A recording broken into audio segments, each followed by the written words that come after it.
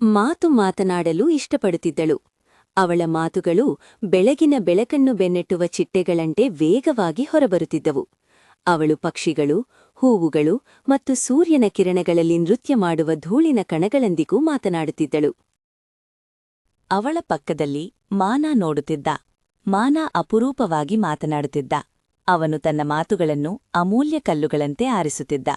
ಮಾನ ಮಾತನಾಡಿದಾಗ ಅವನ ಮಾತುಗಳು ಸ್ಪಷ್ಟ, ದಯೆ ಮತ್ತು ಯಾವಾಗಲೂ ಎಚ್ಚರಿಕೆಯಿಂದ ಅಳತೆ ಮಾಡಿದಂತಿದ್ದವು. ಅವರು ಆಗಾಗ್ಗೆ ವಿಶಾಲವಾದ, ಮೌನವಾದ ಆಲದ ಮರವಾದ ವೃಕ್ಷದ ನೆರಳಿನಲ್ಲಿ ಭೇಟಿಯಾಗುತ್ತಿದ್ದರು. ಒಂದು ಗಾಳಿಯ ಮುಂಜಾನೆ ಮಾತು ಒಂದು ಸಣ್ಣ ನಿದ್ರಿಸುತ್ತಿದ್ದ ಕಂದು ಪಕ್ಷಿಯ ಪಕ್ಕದಲ್ಲಿ ಧಾವಿಸಿದಳು. ಎದ್ದೇಳು, ಎದ್ದೇಳು, ನೋಡಲು ಬಹಳಷ್ಟಿದೆ, ನೀನು ಇಡೀ ದಿನವನ್ನು ಹಾಳು ಮಾಡುತ್ತಿದ್ದೀಯೆ ಎಂದು ಅವಳು ಸಂತೋಷದಿಂದ ಕೂಗಿದಳು. ಅನಿರೀಕ್ಷಿತ ಶಬ್ದದ ಸ್ಪರ್ಶದಿಂದ ಕೂಗಿದಳು. ಅನಿರೀಕ್ಷಿತ ಶಬ್ದದ ಸ್ಫೋಟದಿಂದ ಹೆದರಿದ ಆ ಬಡ ಪಕ್ಷಿಯು ರೆಕ್ಕೆ ಬಡಿಯುತ್ತಾ ಹಾರಿಹೋಯಿತು. ಅಯ್ಯೋ ಎಂದು ಮಾತು ಪಿಸುಗುಟ್ಟಿದಳು. ಅವಳ ಧ್ವನಿ ಕೊನೆಗೆ ಸಣ್ಣದಾಗಿತ್ತು. ನಾನು ಅದನ್ನು ಹೆದರಿಸಲು ಇಷ್ಟಪಡಲಿಲ್ಲ. ಮಾನ ನಿಧಾನವಾಗಿ ನಡೆದು ಬಂದ. ಅವನು ಒಂದೇ ಒಂದು ಪದವನ್ನೂ ಮಾತನಾಡಲಿಲ್ಲ. ಹಾರುತ್ತಿದ್ದ ಪಕ್ಷಿಯ ಕಡೆಗೆ ತಲೆದೂಗಿದ ಅಷ್ಟೇ. ನಾನು ಕ್ಷಮೆ ಕೇಳಬೇಕು ಎಂದು ಮಾತು ತಕ್ಷಣ ನಿರ್ಧರಿಸಿದಳು. ಅವಳು ಕೂಗಿದಳು, ಕ್ಷಮಿಸು ಪುಟ್ಟ ಪಕ್ಷಿಯೇ, ನಿನ್ನ ಹಾಡು ನನಗಿಷ್ಟ. ಪಕ್ಷಿಲು ಅವಳ ಜೋರಾದ ಧ್ವನಿಯನ್ನು ಕೇಳಿತು. ಆದರೆ ಅದು ಇನ್ನಷ್ಟು ವೇಗವಾಗಿ ಮಾವಿನ ತೋಪಿನ ಆಳಕ್ಕೆ ಹಾರಿಹೋಯಿತು. ಮಾತು ತನ್ನ ಕಾಲನ್ನು ನೆಲಕ್ಕೆ ಬಡಿದಳು. ನನ್ನ ಮಾತುಗಳು ಏಕೆ ವಿಷಯಗಳನ್ನು ಸರಿಪಡಿಸುವುದಿಲ್ಲ? ಅವು ದಯೆಯ ಮಾತುಗಳಾಗಿವೆ. ಮಾನ ಕೊನೆಗೆ ಬಹಳ ಮೃದುವಾಗಿ ಮಾತನಾಡಿದ. ಮಾತುಗಳು ಮಾನ ಮೌಲ್ಯ ಗೌರವವನ್ನು ಹೊಂದಿರಬೇಕು. ಅವು ಅಳತೆಯನ್ನು ಹೊಂದಿರಬೇಕು.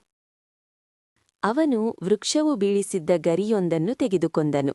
ಅದನ್ನು ನಿಧಾನವಾಗಿ ಕಲ್ಲಿನ ಮೇಲೆ ಇಟ್ಟನು. ನೀನು ವೇಗವಾಗಿ ಮಾತನಾಡಿದಾಗ ನಿನ್ನ ಮಾನ ಮಾಯವಾಗುತ್ತದೆ. ನಿನ್ನ ಮಾತುಗಳು ಗರಿಯಂತೆ ಹಗುರವಾಗಿ ಗಾಳಿಯಿಂದ ಸಾಗಿಸಲ್ಪಡುತ್ತವೆ. ನಿನ್ನ ಮಾತುಗಳಿಗೆ ಮಾನ ನೀಡಲು ನೀನು ಮೊದಲು ಅವುಗಳನ್ನು ತೂಗಬೇಕು, ಭಾರವಾದ ಕಲ್ಲನ್ನು ಹಿಡಿದಂತೆ. ಮಾತು ಕುಳಿತುಕೊಂಡು ಪೂರ್ತಿ 1 ನಿಮಿಷ ಮೌನವಾಗಿರಲು ಪ್ರಯತ್ನಿಸಲು ನಿರ್ಧರಿಸಿದಳು. ಅದು 1 ಗಂಟೆಯಂತೆ ಭಾಸವಾಯಿತು. ಮರಳಿ ಸ್ವಾಗತ ಎಂದು ಕೂಗಲು ಬಯಸಿ ಮಾತಿಗೆ ಮಾತುಗಳ ದೊಡ್ಡ ಉಬ್ಬರ ಉಂಟಾಯಿತು. ಆದರೆ ಅವಳು ಭಾರವಾದ ಕಲ್ಲನ್ನು ನೆನಪಿಸಿಕೊಂಡಳು. ಅವಳು ವಿರಾಮ ಮಾಡಿದಳು ಮತ್ತು ಆಳವಾದ ಶಾಂತವಾದ ಉಸಿರನ್ನು ತೆಗೆದುಕೊಂಡಳು. ಅವಳು ಕಣ್ಣು ತೆರೆದು ನಿಧಾನವಾಗಿ ನಕ್ಕಳು. ಅವಳು ಏನನ್ನೂ ಮಾತನಾಡಲಿಲ್ಲ. ಪಕ್ಷಿಯು ಶಾಂತಿಗಾಗಿ ಕೃತಜ್ಞತೆಯ ಹಾಡಿನಂತೆ ಒಂದು ಸಿಹಿ, ಶಾಂತವಾದ ಹಾಡನ್ನು ಚಿಲಿಪಿಲಿಗುಟ್ಟಿತು. ಕೆಲವೊಮ್ಮೆ ಮಾತು ತನ್ನ ಧ್ವನಿಯನ್ನು ತಗ್ಗಿಸಿ ಮಾನಾಗೆ ಪಿಸುಗುಟ್ಟಿದಳು. ಮೌನವೇ ಉತ್ತಮ ಮಾನ, ಮೌಲ್ಯ. ಆ ದಿನದ ನಂತರ ಅವರು ರಸಭರಿತವಾದ ಮಾವಿನ ಎಲೆಯನ್ನು ತಲುಪಲು ಹೆಣಗಾಡುತ್ತಿದ್ದ ಒಂದು ಸಣ್ಣ ಕಂಬಳಿಯನ್ನು ಕಂಡರು. ಮಾನ ನೆಲದ ಮೇಲಿದ್ದ ನಯವಾದ, ಕಿರಿದಾದ ಕಡ್ಡಿಯ ಕಡೆಗೆ ಮೌನವಾಗಿ ಕೈ ತೋರಿಸಿದ. ಮಾತು ಎಚ್ಚರಿಕೆಯ, ಉದ್ದೇಶಪೂರ್ವಕ ಕೈಗಳಿಂದ ಕಡ್ಡಿಯನ್ನು ತೆಗೆದುಕೊಂಡಳು. ನಿಧಾನ, ಅಳತೆ ಮಾಡಿದ ಚಲನೆಗಳು. ಅವಳು ಕಂಬಳಿಯನ್ನು ನಿಧಾನವಾಗಿ ಕಡ್ಡಿಯ ಮೇಲೆ ಮಾರ್ಗದರ್ಶನ ಮಾಡಿದಳು. ಅದನ್ನು ನಿಧಾನವಾಗಿ ಮಾವಿನ ಎಲೆಯ ಕಡೆಗೆ ಎತ್ತಿದಳು. ಮಾತು ಮತ್ತು ಮಾನ ನಕ್ಕರು. ಅತ್ಯಂತ ಮೃದುವಾದ ಮಾತುಗಳು ಮತ್ತು ಮಾನ ನಕ್ಕರು. ಅತ್ಯಂತ ಮೃದುವಾದ ಮಾತುಗಳು ಮತ್ತು ಅತ್ಯಂತ ಶಾಂತವಾದ ಕ್ರಿಯೆಗಳು ಹೆಚ್ಚು ಮಾನ ಮೌಲ್ಯವನ್ನು ಹೊಂದಿರುತ್ತವೆ ಎಂದು ಅವರು ಕಲಿತರು.